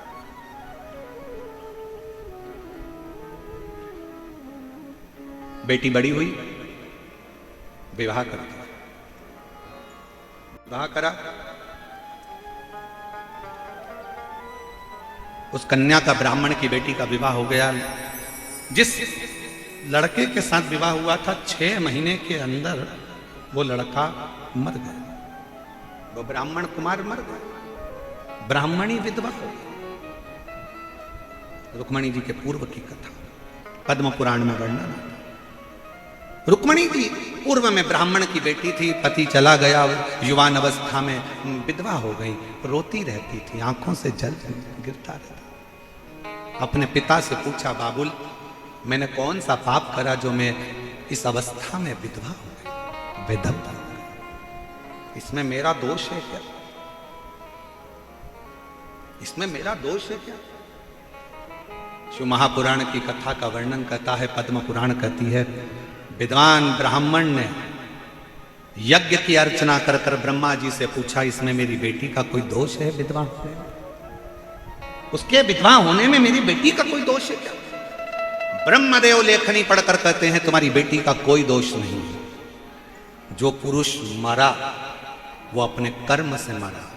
इसमें किसी महिला का विधवा होने में किसी स्त्री का दोष नहीं है, इसमें किसी का दोष नहीं।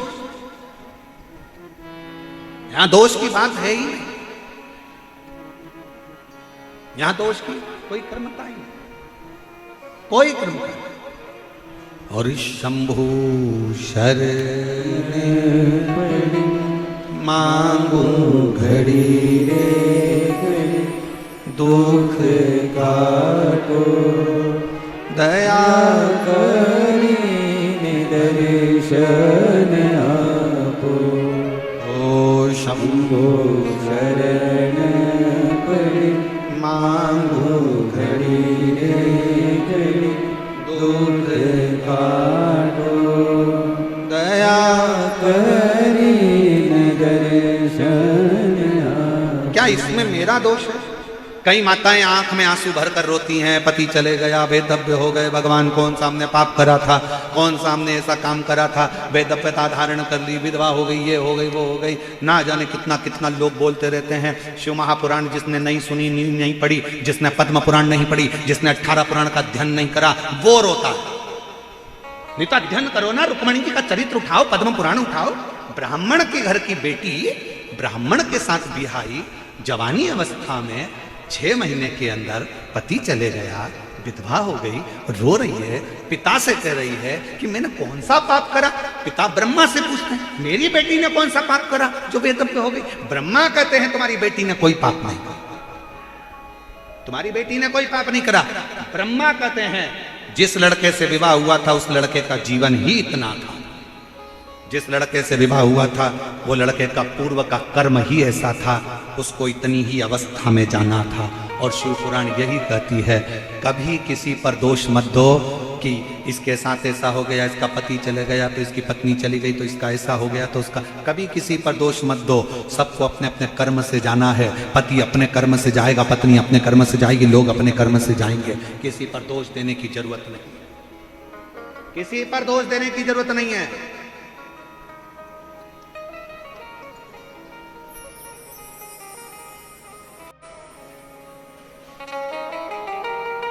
कई माताएं बड़ी दुखी होती है, पति चले गया, कोरोना में ऐसा हो गया, ये हो गया। अरे राम जी का चरित्र उठाकर देखो, माँ कौशल्या जी ने कौन सा गलत कर्म करा? राम जी की माँ थी, दशरथ जी चले गए थे, वेदव्यता का जीवन। दोष किसी अपने पर नहीं, उसके कर्म का भोग उसको भोगना, अपने कर्म का अपने। ब्राह्मणी ने रोते हुए अपने पिता ने कहा तेरा कोई दोष नहीं है। मेरा दोष नहीं है? नहीं। तो फिर आपसे वर मांगना चाहती हूं। क्या? अब अगला अगर मुझे जन्म मिले, अगला जन्म मिले, तो मैं बस ये चाहती हूं कि मेरा पति कोई साधारण नहीं, स्वयं श्री हरि नारायण मेरे पति बन जाए। ब्राह्मण पिता ने अपनी बेटी ब्राह्मणी को, अपनी बेटी को कहा कि ये वर मैं नहीं दे सकता, ये वर तो दुनिया में केवल एक ही दे सकते हैं। कौन? ब्रह्मा भी ये वर नहीं देंगे, ये वर स्वयं भगवान विष्णु भी नहीं देंगे, ये वर तो केवल एक दे सकते हैं, और वो देव अधिदेव महादेव हैं जो भगवान विष्णु को भी प्रदान कर सकते हैं, वर वही दे सकते हैं। ब्राह्मण की बेटी ने वेदव्यता धारण कर कर शंकर जी के पार्थिव शिवलिंग का पूजन करना प्रारंभ करा, शिव जी की आराधना करना प्रारंभ करा, शिव की आराधना। कई माताएं कहती हैं हम क्या पशुपति व्रत कर सकते हैं, हमारा पति नहीं, कोई कहता है ऐसा हो गया वैसा हो गया, हमारी तलाक हो गया, हमारा ऐसा हो गया, हम क्या शंकर की पूजन कर सकते हैं, हम क्या सोमवार का व्रत कर सकते हैं, हम क्या ये कर सकते हैं। कौन मना करा है? कौन सा शास्त्र कहता, कौन सी पुराण कहती है कि पति गया तो पत्नी भजन नहीं कर सकती, पूजन नहीं कर सकती, अर्चना नहीं कर सकती, दान धर्म पुण्य नहीं कर सकती? कौन करा? ब्रह्माणी ने, ब्राह्मण की बेटी ने शिव जी की आराधना प्रारंभ करी, पार्थिव शिवलिंग का पूजन करा, आराधना करी, अर्चना करी। एक दिन भगवान शंकर उस ब्राह्मण की बेटी के ऊपर प्रसन्न होकर प्रकट हो गए। क्या चाहिए बेटा तुझे? मांग, तुझे क्या चाहिए? कहा मुझे नारायण पति चाहिए। शंकर भगवान ने कहा ठीक है, मैं तुझे वर देता हूं। वर,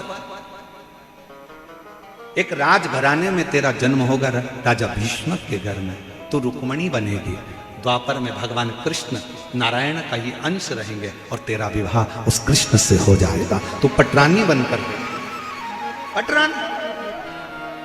शिव की आराधना, शंकर की कथा, शंकर की भक्ति, शिव की भक्ति, शिव की अर्चना, शिव का नाम, शंकर की आराधना आपको कहीं परमात्मा से जोड़ने का कार्य करती है। कई माताएं कहती हैं हमारा दुख कब कटेगा महाराज जी, हम बहुत तकलीफ में हैं महाराज जी, हम बहुत कष्ट में हैं महाराज जी। तुम शिव नाम लेते जाओ, कहीं प्रपंच में नहीं पढ़ना, श्री शिवाय नमस्तुभ्यम जपते जाना, भगवान शंकर की आराधना करते जाना, शिव का उच्चारण करते जाना, दुख कटेगा। पत्र देखिए, एक पत्र आया, देखो।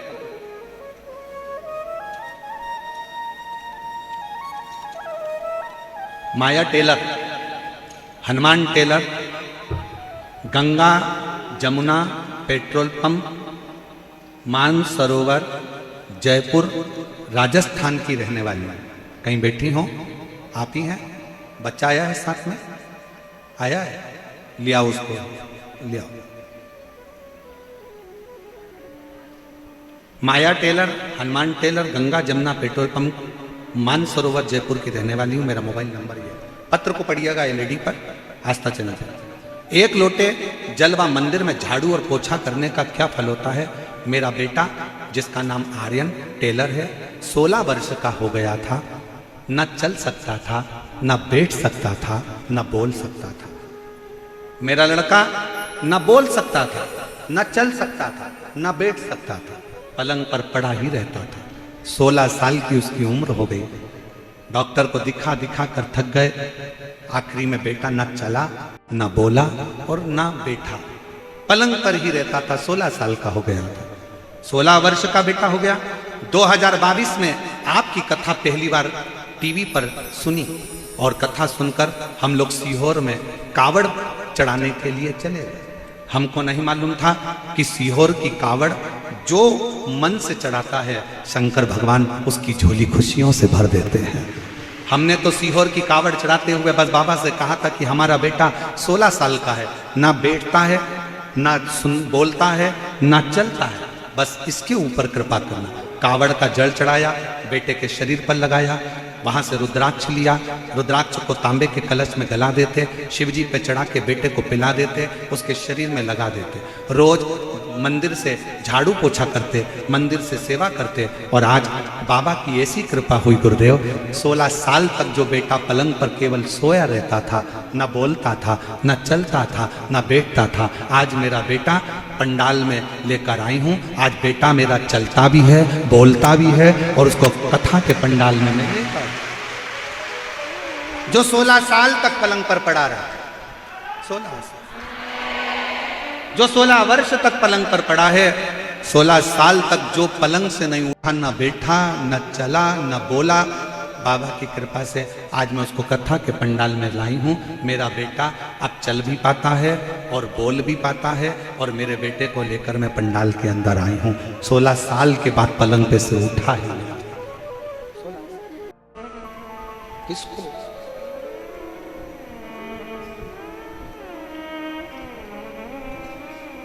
शिव महापुराण की कथा दुनिया की दृष्टि में केवल पुराण है, केवल पुराण। कल कथा का छठा दिन हो जाएगा।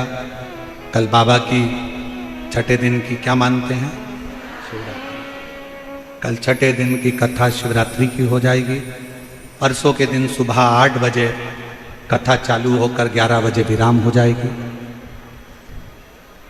परसों के दिन सुबह 8 बजे से 11 बजे कथा होकर कुबेर भंडारी की भूमि पर आप अपने अपने घर पर इतना विश्वास से जरूर कहूंगा कि ये पवित्र कथा जो जयपुर की भूमि पर हुई है,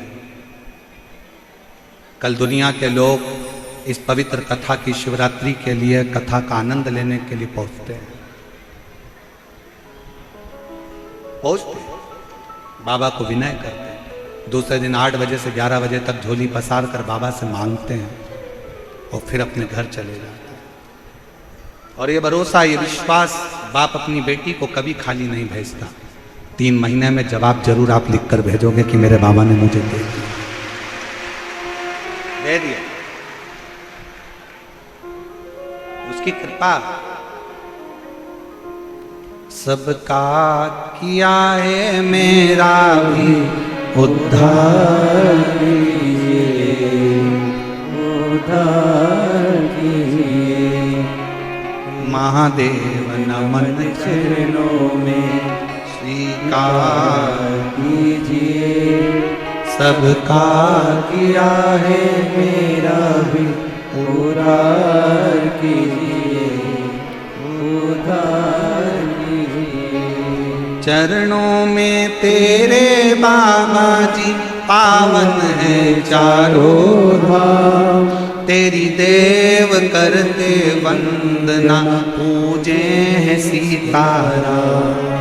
चरणों में तेरे बाबा जी पावन है चारों धाम। तेरी देव करते वंदना पूजे हैं सीताराम। हो जाए पूरी कामना, हो जाए पूरी कामना। उपकार कीजिए, सबका किया है मेरा भी उद्धार कीजिए, उद्धार कीजिए। हे त्रिपुंडधारी, हे त्रिशूलधारी, हे त्रिपुंडधारी, हे त्रिशूलधारी। हम उससे प्रार्थना कर सकते हैं, निवेदन कर सकते हैं, विनय कर सकते हैं, अर्चना कर सकते हैं। शंका ने सती को शिव से दूर कर दिया। यज्ञ कुंड में कूद कर मां सती ने प्राण को त्याग दिया और शिव जी ने कोयल बनने का श्राप दिया।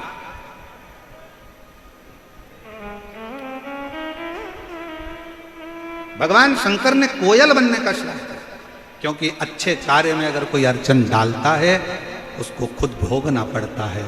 आज तो वो खुश हो सकता है पर बाद में रोना पड़ता है।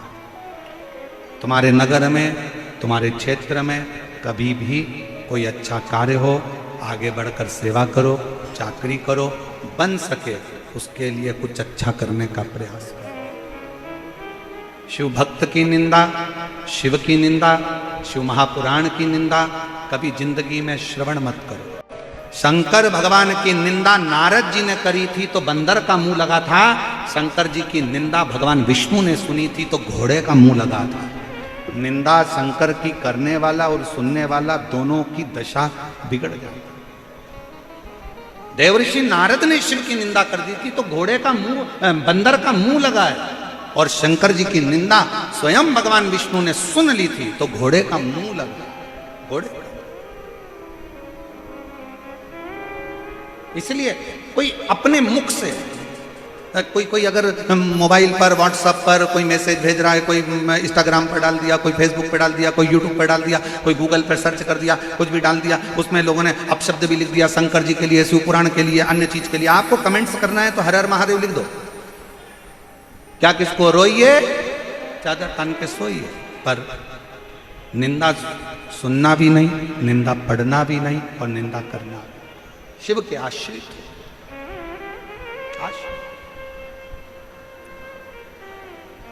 शिव कथा कर रही है, भगवान शंकर का संवाद कर रहा है। तब जाकर मां दो अधिक पड़े, कोयल का जन्म पाकर भी भगवान शिव की भक्ति में रमी रही मां। जैसे अभिमन्यु बाल्यावस्था में भाव से भगवान को रिझाता है और अभिमन्यु को शिव का दर्शन हो जाता है, भगवान केवल तुम्हारे धन वैभव संपदा सत्ता से कभी नहीं रिझे। भगवान को तुम्हारे ये अगर तगर चंदन की भी जरूरत नहीं, भगवान को तुम्हारे पुष्प आदि की भी जरूरत नहीं है, भगवान को कुछ नहीं चाहिए, भगवान को तो केवल भाव चाहिए, केवल। और हम फिर निवेदन करें, अगर कभी जिंदगी में बाबा कुबेर भंडारी आपको निमंत्रण दे और कुबेरेश्वर धाम में मेरा बाबा तुमको झाला देकर अगर बुलाए, तो कभी कुबेरेश्वर धाम सीहोर में जब जाओ तो अपना अहम अपने घर पर छोड़कर जाना, कंकर 5 बीनना, पूजन करना, विनती करना, आराधना करना, अर्चना करना। और बाबा कभी बुलाए कुबेरेश्वर धाम में तो बाबा को निवेदन कर कर आना कि मैं बस तेरे भरोसे पर चलूं, तेरे मेरे नाथ दया करना, मैं तेरे भरोसे भोले बाबा दया करना, मैं तेरे भरोसे ना घर के भरोसे हूँ, ना परिवार के भरोसे हूँ, ना घर के भरोसे हूँ, ना परिवार के भरोसे हो। मेरे बाबा दया करना, मैं तेरे भरोसे भोले बाबा दया करना, मैं तेरे भरोसे। शिव के आश्रित होकर चलते, आश्रित, हमें नहीं रहना किसी के आश्रित। कोई तुमसे कहे कि मेरी पहचान उससे है, कोई कहे मेरी पहचान उससे है, तुम छाती ठोक कर कहना मेरी पहचान काल अधिपति महाकाल से है। मेरी पहचान उस काल अधिपति से। क्या संबंध है तुम्हारा शंकर से? क्या संबंध है तुम्हारा शिव से? छाती ठोक कर कहना वो मेरा बाप है और मैं उसकी बेटी हूं, वो मेरा बाप है और मैं उसका बेटा हूं। मेरा शिव मेरा पिता है और मुझे विश्वास है बेटी और बाप का एक संबंध दुनिया में ऐसा संबंध होता है जिस संबंध को दुनिया कभी जिंदगी में भुला नहीं सकती है। और बाप और बेटी का संबंध एक ऐसा होता है कि बाप अपनी बेटी से कभी कुछ नहीं लेता, अपनी बेटी को मरते दम तक जीता ही देता है, देता है। मेरा संबंध मेरे शंकर से है, मेरा संबंध मेरे शिव से है, मेरा संबंध मेरे ओघड़नाथ से है, मेरा संबंध मेरे शंकर कुबेर भंडारी से है, कुबेरेश्वर नाथ से, मेरा उससे संबंध। कोयल की योनि से सती मैया छूट गई और सती मैया कोयल की योनि से छूटी, कोयल की योनि से मुक्त हुई, तब हिमालय राज के घर में पार्वती के नाम से विख्यात। वही पार्वती मैया शिव जी के साथ में ब्याह गई। ब्याह करने के बाद माता पार्वती मैया एक बार विराजमान थी और विराजमान रहने पर विदल और उत्पल दो असुर ऐसे हुए जो पार्वती जी की सुंदरता पर आसक्त हो। पार्वती मैया ने कुंदुक उठाकर प्रहार करा, वो कुंदुक से विदल उत्पल मर गए और वो कुंदुक चरण में जाकर भगवान के लगा। शिव जी का नाम कुंदकेश्वर महादेव।